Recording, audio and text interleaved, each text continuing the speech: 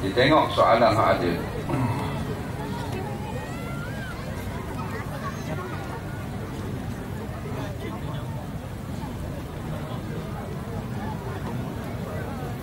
Apakah hukum bagi sebuah surau tidak ada kain atau papang pemisah antara lelaki dengan perempuan? Bila saya solat rasa tak khusyuk dia. Jadi dia kata hukum dia bila kita buat surau masjid, patut antara jemaah perempuan dengan lelaki itu wajib tak letak dinding atau kau letak kain? Jawabnya tidak wajib.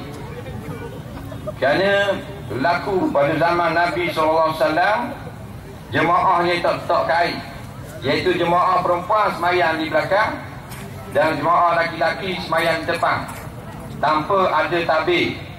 Cuma pihak lelaki ni dia tak balik ke belakang. Lepas semayang, hak perempuan keluar dulu, barulah hak lelaki keluar, supaya tak jadi pandang memandang atau mukhalatah. Jadi ada orang dia kata haram dan tak sah. Ini tidak betul. Bila kita buat surau masjid, sama ada kita nak bubuh tabir dinding atau tak mau letak, tak ada menjadi masalah. Cuma sebaik-baiknya bolehlah kita letak lasik. Dan bila time semayang, kita buka sedikit supaya mereka dapat lihat imam ataupun jemaah laki-laki yang di belakang. Tengok tempat tu dia warak lebih pada ulama. Tutup dulu. Orang macam duduk dalam oven dalam tu. Panas. Apa ada? Panas dalam kawan tu dah pakai tudung apa semua. Panas pula. Jawabnya tak wajib pun letak lasik. Cuma laki-laki wajib kena jaga pandangan. Faham? Yang wajibnya ialah ada pemisah jarak antara laki-laki dan perempuan, ada gap. Itu juga bila kita buat kenduri, tak wajib pihak perempuan makan sebelah, lepas tu letak pelewu. Tak wajib. Faham? Dia makan meja sebelah, kita meja sebelah. Itulah yang wajibnya. Jangan buat campur aduk. Cuma bila duduk sebelah tak ada dinding, dah payahlah duduk tengok belah nu. Faham? Nama nak kicau dalam gambar belajar, kicau dalam pinggang tu imam.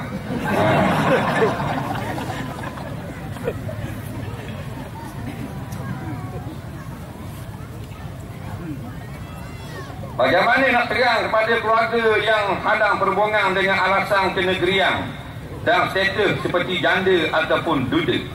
Ni pak kahwin pula. Ni best ni. Jadi ini macam-macam dah masalah bagi orang nak kahwin, sehingga timbul pula banyak lagi masalah setelah dihalang kahwin. Zaman Rasulullah ni patutlah contoh terbaik, uswatun hasanah. Dah cakap banyak, bila nak kahwin maka permudahkan. Jangan tinggi biaya belanja mas kahwin. Senang. Nak cerai permudah zaman Rasulullah. Ni nak cerai 8 tahun, naik turun mahkamah, tak cerai lagi. Dalam duk bercara tu 3 orang pula beranak. Segala-galanya susah. Maka termasuk yang menyusahkan perkahwinan adalah kaum keluarga sendiri. Dia kenal dah dengan hak puan ni, tapi keluarga dia tidak pernah. Sebab apa? Sebab perempuan ni janda. Ini jahat masyarakat. Dan apa janda ni benda? Apakah arti janda? Janda ni kita tengok hukum syarak. Nampak? Balik pada hukum syarak. Apa arti janda? Arti janda perempuan yang telah berkahwin dan pernah bersetubuh sekurang-kurangnya sekali dan telah bercerai, mati atau hidup. Itu janda. Ada tak situ mana perempuan yang jahat? Ada? Tak ada. Perempuan yang tidak baik? Ada? Tak ada. Kalau kita rasa hina janda ni, maka kita hina ibu bapa ibu kita sendiri. Perempuan-perempuan, lelaki-laki, masyarakat kaum keluarga yang dia pandang rendah janda, yang hina janda, mereka ni hina mak dia sendiri. Dia kata mak kita tak janda. Dia jawab balik, memang bodoh dengar boleh. Sebab tu kalau kita mengaji jadi cerdik, tidak lagi bodoh. Isteri Nabi Ummul Mukminin, ibu orang yang beriman. Isteri-isteri Nabi ni mak kita tau. Ke bukan? Ummul Mukminin, ibu bagi orang beriman. Mak segala orang beriman, isteri Nabi. Isteri Nabi ni janda seorang, dia nak dara. Hak lain janda. Mana kalau kita hina janda, kita hina mak kita sendiri, iaitu isteri Rasulullah. Betul tak? Ada. Kalau tak kapal dah reti masa ni. Faham? Dia tak ada kira janda tak janda. Kalau benda itu baik, tak ada masalah dari segi syarak, boleh. Cuma sunat orang muda-muda yang anak dara kerana bermain-main itu lebih baik. Itu saja. Nabi pilih janda kerana dia banyak nak bantu anak yatim. Tapi kalau anak kita nak nikah dengan janda, janda ni orang yang baik di sisi agama, jangan marah. Itulah jodoh dia. Permudahkan. Nak buanglah naknanya pandangan sial ataupun martabat rendah kepada janda. Buang daripada kepala otak masyarakat Melayu. Kalau janda itu dah molek. Nah, ni masyarakat Melayu ni terlampau jahat kerana mereka jauh daripada agama. Orang kahwin semua doktor belaka. Ni Melayu dia panggil. Batu Melayu bertambah layu. Nah, dah maju. Kira nak tengok keburukan orang ni. Bila orang kahwin dengan janda, janda. Nampak boleh lah janda. Dia main gitu pula. Habis tak kena orang. Kalau lelaki tua pula, puan muda, dia kata, nak tipu harta tu. Jadi dia baca tikus tu mampu tadi. Itu pula. Ni Melayu, jangan ikut Melayu. Ikut Melayu masuk neraka. Ikut Rasulullah masuk syurga. Faham? Jadi satu lagi pula, ibu rampak kuasa. Kita kena buang rampak ni. Ibu tidak ada kuasa dalam menentukan sah ataupun setuju ataupun apa-apa dalam perkahwinan anak. Kerana ibu tidak diberi kuasa oleh Allah dan Rasul dalam bab perwalian. Tapi orang Melayu membelakangkan Allah dan Rasul.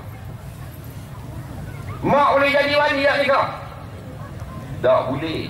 Bukan saja mak dah boleh jadi wali, segala yang berkait dengan mak tidak sah jadi wali. Dan siapa ni nak jadi wali? Teriman kata pak saudara kita lah. Dan pak saudara belah mana tak kenal lagi pak saudara belah ayah. Bukan belah ayah, belah mak. Belah mak tak sah jadi wali. Dia tak sah jadi wali sebab dia pak saudara atau kena belah mak? Aku jawab, sebab kena belah mak. Bila sebut nama mak dalam bab pernikahan, ditolak oleh hukum syarak. Tiba-tiba dalam masyarakat, mak dah setuju, dah kahwin. Ini bid'ah yang menyesatkan. Faham? Ayah tak ada kuasa langsung. Faham kuasa betul? PBB mak tu. Jadi kita tanya diri kita, adakah sanggup kita lemparkan ajaran sesat ni, iaitu mak menentukan menantu kahwin atau tidak? Buang dalam laut Selat Melaka. Dalam Islam tak ada. Apa saja kait dengan mak, tak sah nikah. Adik-beradik, mak tula, ayah tula, boleh jadi wali. Ayah tula, mak lain, boleh jadi wali. Ayah lain, mak tula, tak boleh jadi wali. Turun ke belah mak, tak sah jadi wali. Tiba-tiba orang Melayu buang hak Rasulullah, buang hak Allah, letak mak paling tinggi. Kuasa betul dalam menentukan perkahwinan anak-anak. Betul tak? Itu yang berlaku dalam masyarakat. Anak dia tanya ayah dah, mana ayah? Abang Les suruh tanya, boleh tak nak nikah dengan kita? Tak, anak dia puang tanya. Ayah tak apa. Ayah kenang dah Abang Les mu, tengok laku dia ni naik perutnya. Habis kampung perut dia orang panggil. Tapi makmu tu lah tak setuju, ayah kata. Dah ayah kata nak tanya mak semalam, ayah tanya dah mak mana, mak cek dulu dah tekuk ayah.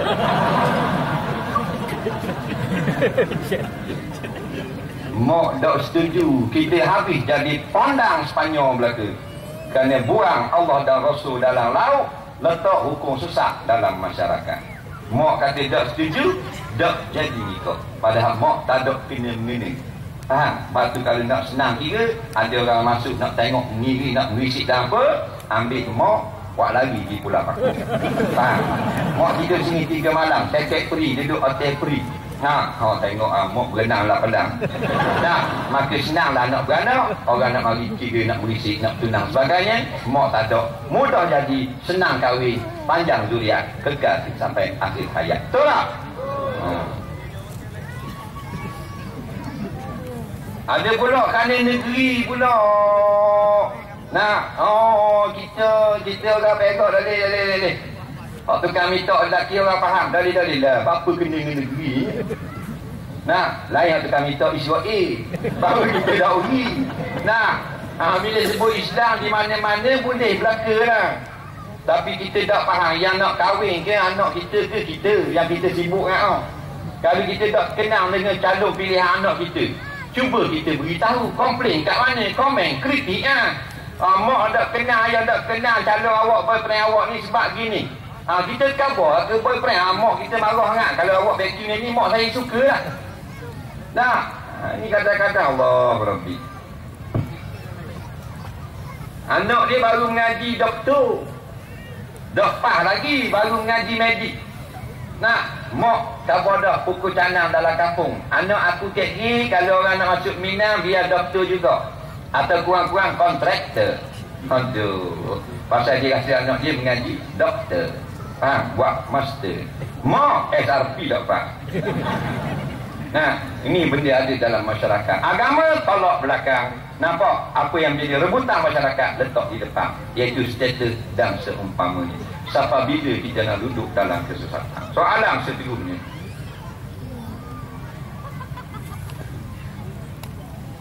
apa hukum kalau kita terbaca doa kunut pada rakaat kedua masa sembahyang Isya kerana teringat macam sedang solat subuh? Saya sengaja lewatkan solat Isya saya tengah malam kerana berniat nak buat solat sunat tahajud sekali. Terima kasih. Yang gambar senyum ada. Dia ni sembahyang Isya, kerana panggil Isya. Biasanya isyak kau pandai lah, tak ada masalah. Cuma dalam solat jangan kita ikut trend apa dia ni, lengguk ke daerah. Faham? Luar percakapan tak ada masalah. Jadi dia sembahyang Isya lewat pukul 2:30 pagi. Contohlah, kali dia tu langsung dengan tahajud qiyamul lail dan sebagainya. Sampai rakaat kedua ni baca kunut. Allahumma hdini fi man hadayt. Nampak? Tengah-tengah baca kunut, apa aku bodoh baca kunut. Maka jawabnya tidak batal. Tidak batal solat. Kerana tempat itu tempat baca kunut. Sekalipun tidak kunut subuh, kunut nazilah. Nampak? Jadi tidak batal. Bahkan kalau salah bercakap pun tidak batal kalau sedikit. Faham? Mak ayah tengah semayang, tahiyat awal, mak tak nampak ayah tengah semayang, mak ditanya, ayahnya weh, nak makan nasi ke tak ni? Ayah kata, nak lah, tengah tahiyat awal. Aku semayang, tak batal. Kerana tidak sengaja dan sedikit. Faham? Kalau sengaja, ya batal.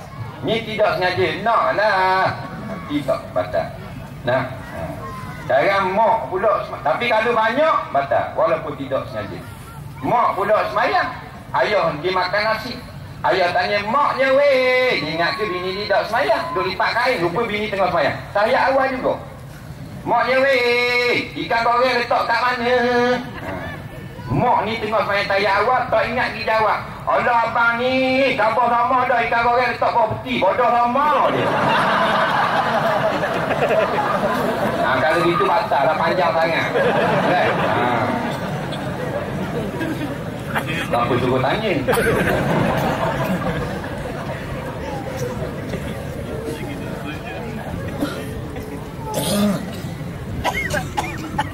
Apa hukum orang laki-laki pakai kasut tumit tinggi? Ada tak?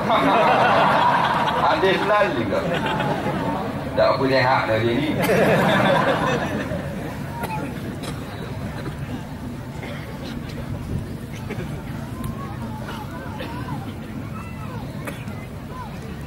Baik.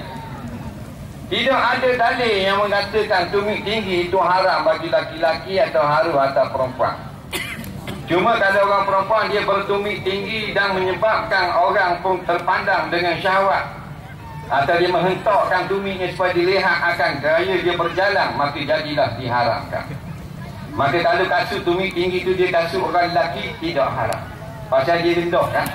Dia jenis rendah. Jadi kalau rendah, dia nak tinggi sikit, dia buat kasut tumit tinggi. Kasut dia tumit tinggi itu jangan kasut puang, kasut lelaki lah. Kasut lelaki biasa lah. Tapi tumit dia tinggi, 2 kaki tumit. Tak ada masalah.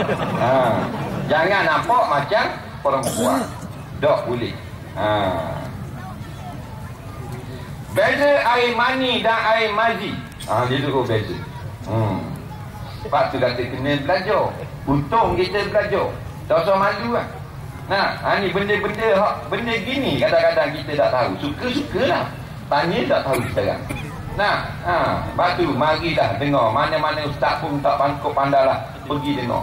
Tak banyak dapat satu ilmu. Kerana ilmu ni perjalanan kita untuk mengindahkan ibadat kita dan kehidupan kita. Dan kita akan balik pada Allah. Bila tidak tahu banyak langgar. Bila banyak langgar akhirnya kepek situ kepek sini, takut tak diterima Allah. Air mani dan air mazi, apa yang sama, apa yang tidak sama. Air mazi dan air mani. Air mazi dia keluar dulu, air mani dia keluar kemudian. Tidak ada orang keluar air mani dulu, lepas tu orang keluar air mazi. Air mani dia keruh, air mazi dia jernih. Air mani dia pekat, dia kasar. Air mazi dia licin. Air mazi dia najis, air mani tidak najis. Dan mana yang sama, keluar dari tempat yang sama dan saluran yang sama dengan kebijaksanaan Allah. Air mazi keluar patah wuduk, wajib ambil wuduk, tak wajib mandi. Keluar mani, mandi. Air mani walaupun suci, tidak najis seperti air mazi, tapi tidak boleh kita makan. Ada orang tanya, dah air mani tak kabur, tak najis, boleh makan tak? Pasal dia tengok dalam YouTube kita kata air mani tidak najis, dia nak makan. Jawabnya, tak ada makanan lain dah pun nak makan. Baik membeli air jagung misal, air cendol ke, dia nak makan saja. Pelayan nanti ya, pelayan. Pelayan nanti ya, pelayan. Dah lagi, dah boleh makan. Makan celup tepung.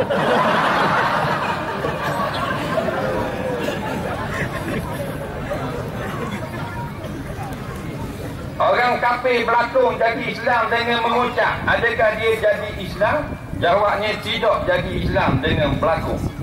Melainkan dia kata sungguh, barulah jadi Islam pada sisi manusia, walaupun hatinya tidak Islam. Kerana orang kafir yang berkata bukan dengan jalan pura, dia berkata sungguh, tidak dipaksa, asyhadu an la ilaha illallah wa asyhadu anna muhammadar rasulullah. Walaupun hatinya berpura-pura, dia tetap menjadi Islam di sisi manusia. Bila mati, tanam kubur Islam. Adapun di sisi Allah, bukan lafaz, tapi isbat di dalam hati. Kalau dia tidak isbat dalam hati, walaupun dia mengucap sejuta kali, masuk dengan itu. Faham? Tujuan kalimah syahadah ni rukun Islam untuk dipergauli sebagai manusia Islam. Itu saja.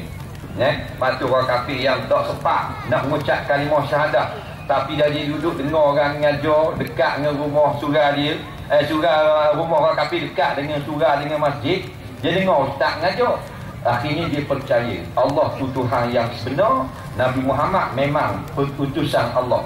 Tapi dia nak pergi belajar, nak pergi mengucap dulu kalimah syahadah, tak. Sampai pukul 4 petang, katanya jabat agama tutup dah. Awak mari esok pula.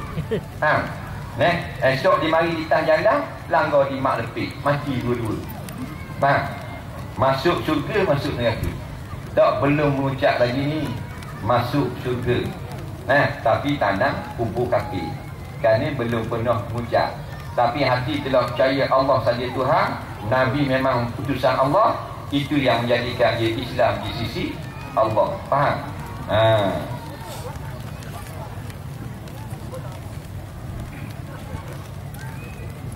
Bila tak kita beramal dengan sebuah hadis Nabi dengan hanya baca tanpa guru dengan orang yang alim atau ustaz atau tok guru. Jawabnya, nak kata tak boleh pun tak boleh, nak kata boleh pun boleh tak boleh juga. Bergantung pada keadaan. Kadang-kadang apa yang kita baca itu betul, kita boleh beramal. Contohnya, dia tak belajar pun dengan guru. Dia dengar dalam internet tulis situ. Barang siapa yang semayang sunat duha 2 rakaat pada waktu pagi, kerana Allah, maka dapat balasan yang bergiang-bergiang. Dia tak tanya dah orang alim, dia terus semayang sunat pada pagi itu. Jawabnya insya-Allah dapat pahala dengan amalan tersebut. Tapi setengah daripadanya kadang-kadang mungkin dia tersalah. Maka bila tersalah, amalannya jadi rosak. Maka di syadul zara'i, ditutupkan pintu kerasukan. Sebaik-baiknya jangan kita terus direct daripada buku. Hendaklah kita lazimi majlis ilmu. Bila kita sentiasa pergi dengar orang mengajar, maka dalam masa yang sama boleh juga kita ambil buat rojokan sebagai penambahan daripada ilmu-ilmu yang telah kita belajar direct dengan guru, tambah pula dengan buku-buku yang dicelanya tak ada guru, hanya buku, hanya internet, copy and paste saja. Kerana syaitan sentiasa berusaha untuk menyelewengkan kefahaman kita. Dalam dengar dengan tok guru pun lain. Dah, tok guru kata lain, dia faham pun lain. Apatah lagi jika tidak ada guru. Cukup lah soalan. Kalau ada ni pun faham lain sok tak habis jawab.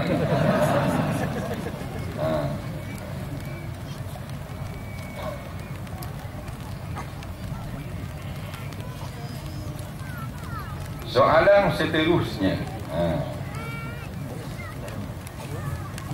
Ni air minum. Takut air semayang ajak ke apa.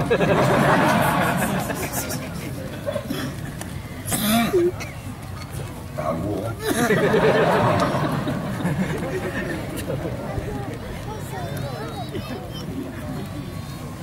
Seorang wanita baru mati suaminya, yang dia, dan jenazah suaminya telah diuruskan dan dikebumikan di kampung halaman. Di manakah tempat sepatut isteri itu berkabung? Rumah sekarang atau rumah jenazah? Apakah edah seorang wanita mati suami? Bantah-bantah hadir. Dan mengenai edah seorang pula wanita itu kematian suami. Baik. Bila dah selesai seorang isteri, suami dia mati, orang gana tak panggil suami. Kalau cakap suami, dia kata orang luar ni, ini laki dia panggil. Dan laki ni perempuan ni tak balik-balik, laki aku dia ambil waisang. Dia tak ada suami isteri. Kalau gana dia laki bini. Kalau Kelantan, orang Tino tidak panggil bini. Orang Tino Halo, orang Johor, orang Sengih Sembilan dengan orang Tina. Orang Tina mana pula? Kambing apa? Lepas tu dasarlah bagai-bagai bahasa kita ada. Saya akan menunjukkan kita ini ada berbagai-bagai tuturan. Semua ini hikmah dan kebijaksanaan Allah belaka. Dasar kita celik kat orang pula. Dengar orang kan panggil laki bini, pasport cakap. Lembut lah tu. Kena molek natang tu lembut kalau dia ni. Ramai kita cari hidup kan, jangan duduk 2 bulan, duduk 2 tahun. Kawan tu baru mari jadi tok imam. Sedap bacaannya. Bila sedap bacaan, orang kampung cakap, duduk. Tok imam kita pergi minum air, baca sedap macam tok imam kau. Dia kata gua ni, bukan tok imam, baru mari masjid kita. Ya? Sedap nak panggil baca. Rupanya panggilan manja dah pula.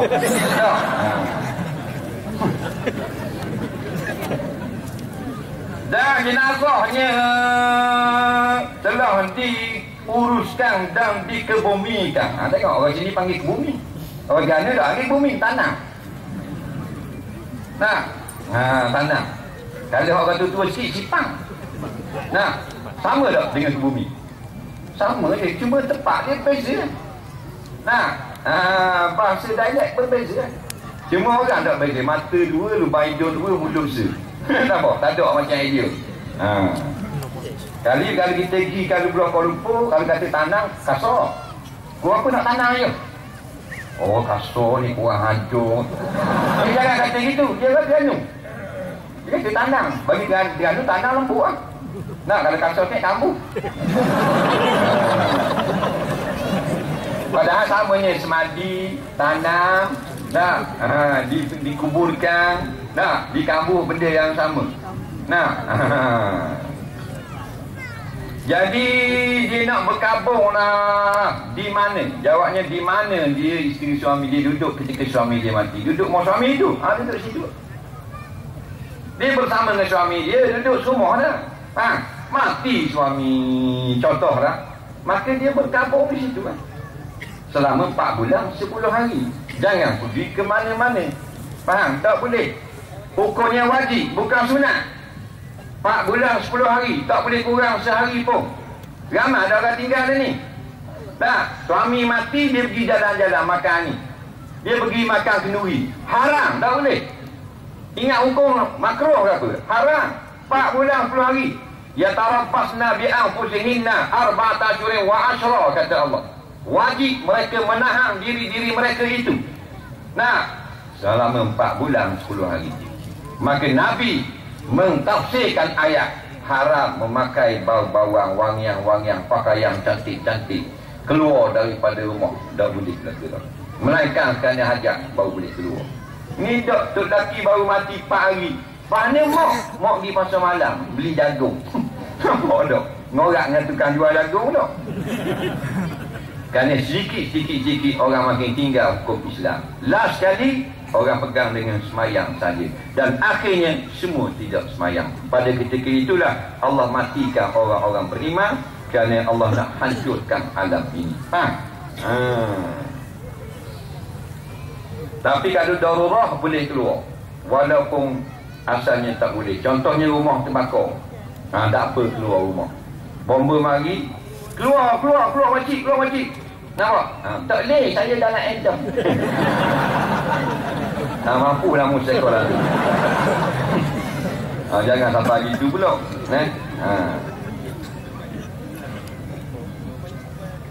Jangan pakai pakaian lawa-lawa, jangan pakai minyak wangi, jangan pakai benda-benda hiasan, gelang, sumpah, cincin, jangan. 4 bulan 10 hari, tanda dia berduka cita kerana kehilangan orang yang menjaga dia selama ini, iaitu suami dia. Hukumnya wajib, bukan sunat. Wajib berkabung 4 bulan 10 hari. Ada pula dia kata, tak apa kalau makan duri takkan tak boleh. Dia jawab gitu pula. Kawan-kawan kata boleh lah. Pasal apa? Ramai hak kita ada ilmu, ramai orang jadi. Kadang-kadang pada orang hak dengar, hak belajar kitab, hak dengar ustaz ngajar, tak boleh mak tak boleh. Kita dengar 2 orang ustaz dah kan bodoh dia keluar. Kalau nak pergi tengok orang temun natu, orang kenduri, tak boleh. Pergi hak perlu saja, hak penting saja. Pergi campur gigi boleh pergi klinik boleh lah, sakit-sakit. Faham? Atau kelaparan nak pergi makanan boleh hak tu. Ni nak pergi jalan tak boleh. Dia nak pergi juga jalan Kuala Lumpur, nak tengok mak anak saudara dia nikah. Akhirnya pada mudah percaya mu tanya mak long mu, ayah long mu. Mu telefon lah. Telefon ayah long kata tak apa. Bukan pergi main. Nak pergi rumah anak saudara dia. Orang tak pakai, ada orang ngaji pondok ni. Orang pakai ayah long bodoh. Pasal apa? Jenis masyarakat Melayu bila canggah hukum syarak dengan orang tua dalam keluarga, pakai orang tua dalam keluarga. Sedangkan tak boleh ikut kalau salah. Walau kanu aba'ahum aw abna'ahum al-ayat. Sekalipun yang salah itu bapa kamu atau anak kamu, tak boleh ikut. Itu Islam namanya. Nak tahu, ini tahu spek.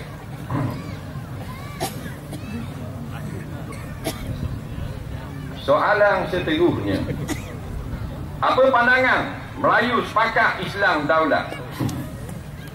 Jawabnya molek lah, tapi bukan itu yang sebenarnya. Sepakat ini ialah dengan balik kepada hukum Allah. Faham? Kita berpecah belah, balik obatnya balik pada hukum Allah juga.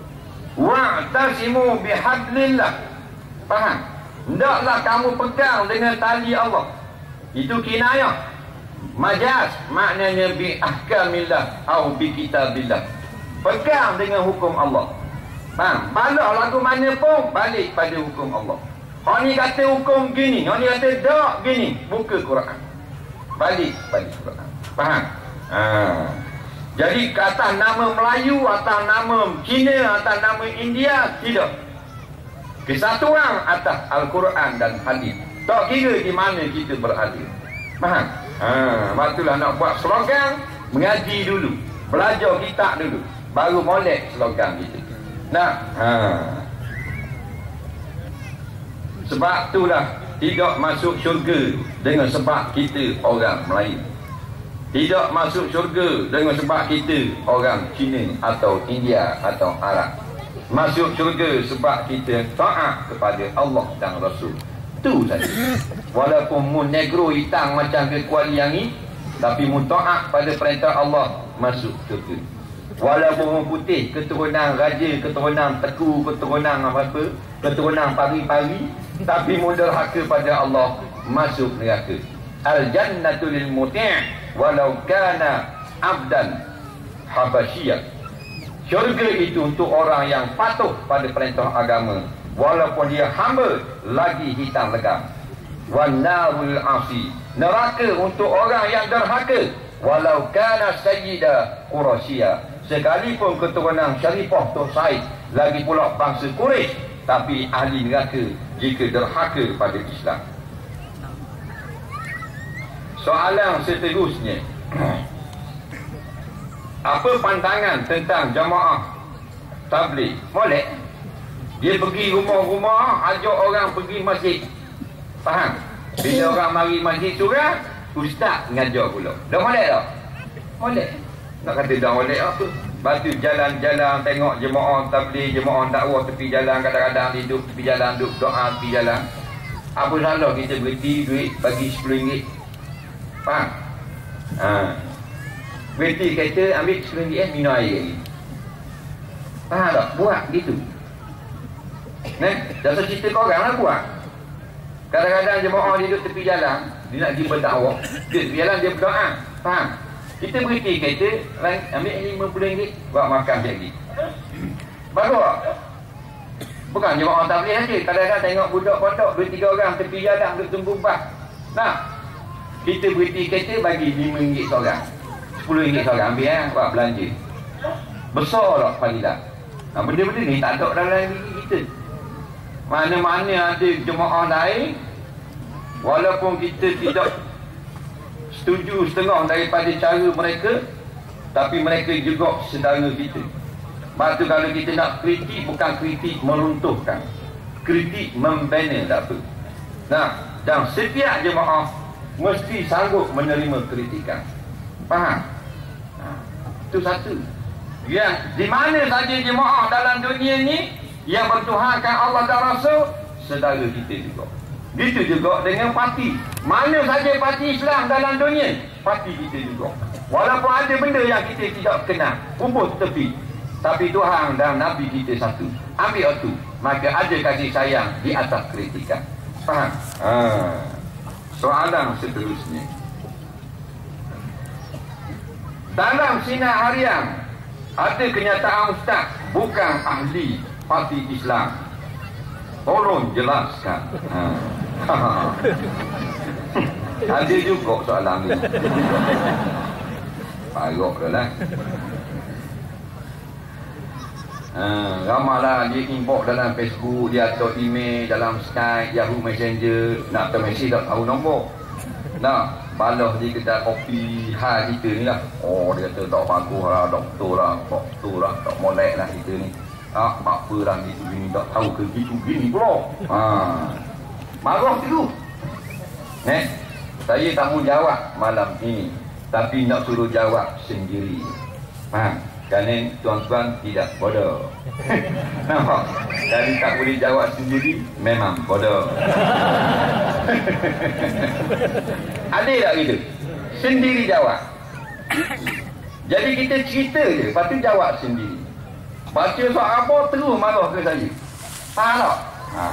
Jadi saya tak payah jawab dah. Saya cuma cerita. Yang kita heran selama ni duduk bertepik melolong-lolong. Kami tak percaya surat khabar. Boykot surat khabar. Jangan percaya surat khabar. Surat khabar banyak cerita dongeng daripada itu. Surat khabar banyak tambah cerita. Kata lain, tulis lain. Betul tak? Sampai keluar orang tekak marah surat khabar. Dah boleh percaya lagi surat khabar. Kena tanya orang tu dulu baru boleh percaya. Ni lah tu slogan selama ni. Tiba-tiba keluar sekeping surat khabar, terus percaya. Cerdik atau bodoh? Jawab sendiri. Faham? Itu lah.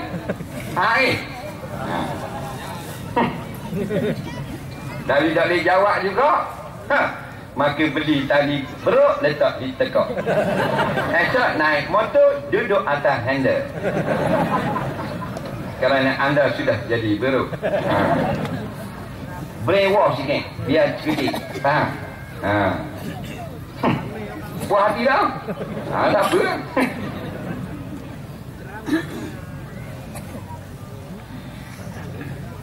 Mana solat sunatnya? Antara solat sunat fardu, antara solat sunat fardu dan qada, mana patut didulukan? Jawabnya dulukan yang wajib, iaitu tunai dan qada yang wajib. Itu jawapan ulama. Faham? Bila sampai masa tunai, wajib semayang tunai. Dan lepas semayang tunai, kita ada hutang. Wajib tak bayar hutang? Wajib bayar hutang. Selepas salam, ada makmum tidak sapu muka. Apa pula ustaz kata sapu muka dapat pahala sunat? Dengar molek. Lepas ni tak payah balah dah. Biar kemah kemih. Masalah sapu muka lepas salam. Assalamualaikum warahmatullahi. Assalamualaikum warahmatullahi. Ambil tangan sapu gini. Adalah perkara yang tidak disepakati oleh ulama tentang sunat berbuat. Ada setengah pendapat mengatakan sunat. Ada setengah pendapat mengatakan tidak sunat. Faham? Kenapa jadi perbezaan? Kerana hadis yang mengatakan Nabi sapu yang disebut oleh Imam Nawawi rahimahullah ta'ala dalam kitab Azkar yang terkenal, hadis ini bermartabat dhaif. Maka hadis dhaif ini tidak boleh dijadikan hujjah, tetapi boleh diamalkan. Faham tak? Kerana itulah setengah ulama tidak kata sunat sapu muka, setengah ulama kata sunat, dan setengah ulama, kebanyakan mutaqaddimun, ulama-ulama dahulu, umpamanya Imam Imam Rafi'i dan seumpamanya, tidak menyebut pun masalah sapu muka. Jadi masalah ni khilafiyah. Faham? Siapa yang nak sapu silakan, siapa yang tak mau sapu sudah sah semayangnya, kerana dia beramal dengan hadis yang sahih dan hasan. Faham? Benda ni jangan balok. Jangan kita lupa. Benda ni remeh-temeh dalam masyarakat. Tak payah balok. Masalah tak ada doa dalam doa khutbah kedua, tak usah percaya. Ada orang kata boleh tadah, ada orang kata tak boleh tadah. Ikut suka kita. Yang kita nak jaga, kita lupa benda ijma' ulama. Di Genting Highland, kasino terbesar, judi terbesar, tak ada khilaf, haram, mal'un, kena laknat, dosa besar. Tapi kita tak bincang benda begini. Kita diperbodohkan oleh tangan-tangan jahat untuk bincangkan benda-benda yang remeh-temeh, yang ada perselisihan pendapat ulama. Yang ijma' kilang arah. Siap ada surah dalam kilang arah. Tu kita tak faham pun. Kita tidak buat keluar pun dalam internet. Kita tidak buat keluar hadis pun. Jadi kita nampaknya jadi budak-budak dah. Bersugi adakah hadis mengatakan sunat sugi dia sebelum mengangkat takbir? Maksud saya dalam sah kita berjemaah. Ya. Tidak dikatakan di dalam sah, tetapi sunat sebelum semayang. Bila sunat sebelum semayang, sama ada duduk dalam sah dah atau belum dalam sah, tak ada kira. Faham? Sama ada kita menggunakan bersugi atau tidak. Bila orang bersugi kita terima, inilah sunnah Nabi SAW, kerana kita cinta pada Rasulullah. Batu kita tak pakai serban, pakai topi sudu. Siap ada tulis pula Scorpion atas kepala. Tapi kita tengok orang pakai serban, kita suka kerana dia pakai pakaian Rasulullah. Orang ni dapat syurga di akhirat nanti. Walaupun topi sudu Scorpion, seluar lipah 501. Kerana dia cinta kepada orang yang cinta sunnah Rasulullah. Ini pun dia ada dalam masyarakat. Batu kadang-kadang yang janggut panjang, yang jadi ulama masuk neraka, mak repit masuk syurga. Ni kena jaga. Lawan ni pula ulama masuk neraka kerana dia mengajar, dia menyampaikan ilmu untuk menyesatkan orang ramai atau untuk mempertahankan orang yang zalim dan fasik. Tapi mak repit, walaupun dia ni dah duduk main congek mutu, lepas tayar depan akak, tayar belakang pula akak, habis puas tayar belakang, dua-dua masuk lolokan. Faham tak? Tapi dia tidak menghina Islam, dia kasih pada para ulama. Kemungkinan dengan sebab kasih dia itu mengheret dia masuk dalam syurga Allah. Faham? Soalan seterusnya. Boleh sikit lagi, kena balik tak?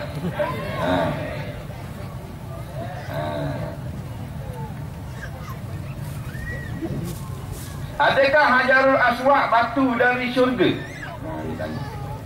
Hajarul Aswad. Hajarul Aswad ni hanya ada di Mekah. Di mana? Dalam Masjidil Haram. Di mana? Dekat Kaabah. Kat mana? Kat bucu tu. Sebelah ni rukun Yaman ni Hajar Aswad. Orang bertanya kepada ulama-ulama lama dah, adakah benar Hajar Aswad ni batu daripada syurga? Nah, di antara yang menjawab almarhum Syekh Atiyah Sokor dalam kitab Ahsanil Kalam, fatwa Syekh Atiyah Sokor. Siapa Syekh Atiyah Sokor?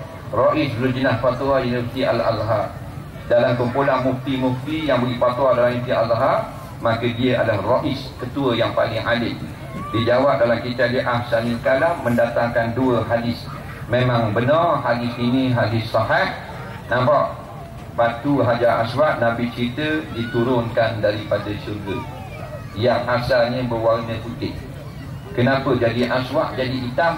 Kata Rasulullah, fasawwadathu khataya bani Adam, telah menghitamkan batu ini dengan sebab orang yang menciumnya ramai sangat yang berdosa kepada Allah. Faham? Jadi hitam. Soalan seterusnya.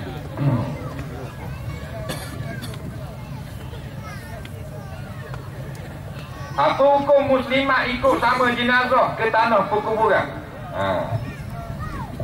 Orang Ganu panggil ikut bawa mayat, sini panggil jenazah, sama saja. Yang sebenarnya mayat itu lain sikit, jenazah itu lain. Mayat orang yang telah mati, tak kira hidup mana-mana pun. Tapi jenazah artinya iaitu mayat yang ada atas pengusung, maka dipanggil jenazah. Kalau tidur atas latar, bukan jenazah, dipanggil mayat. Itu kaedah lugah Arabiah. Faham? Tak apalah jenazah ke mayat, nak kita faham. Jadi kau puan boleh ikut tak? Jawabnya boleh. Tapi pada zaman sekarang sudah tidak boleh, kerana banyak berlaku fitnah.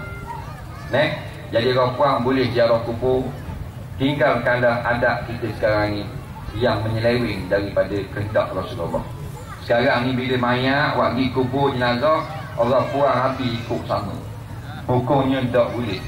Bukan kita pandai-pandai ni ambil khulasah daripada pandangan-pandangan ulama yang muktabar. Mereka melarang. Nampak? Jangan pergi. Bila pergi jadi mukhalatah. Orang sibuk nak menguruskan. Bukan tak boleh pergi. Pergi hari lain. Pagi tanah ayah kita, petang orang puang boleh pergi. Dia ada pandangan mengatakan boleh, ada pandangan mengatakan haram pergi kubur. Saya hipung, saya jamak. Jawabnya boleh. Iaitu dengan 4 syarat. Yang pertamanya, ditemani oleh mahram kalau kubur tu jauh. Yang kedua, menutup aurat. Yang ketiga, tidak duduk lama di situ. Yang keempat, tidak membuat perkara-perkara yang khurafat. Jadi pagi orang tanah ayah, petang kabur ke adik-adik, teman kakak lagi tengok kubur ayah, kubur mak, boleh. Nampak? Hukumnya harus. Tapi jangan masih orang nak tanam. Orang fikirkan dia ada sama selop. Sebab lelaki ni bila campur kurang, dia jadi Power Ranger.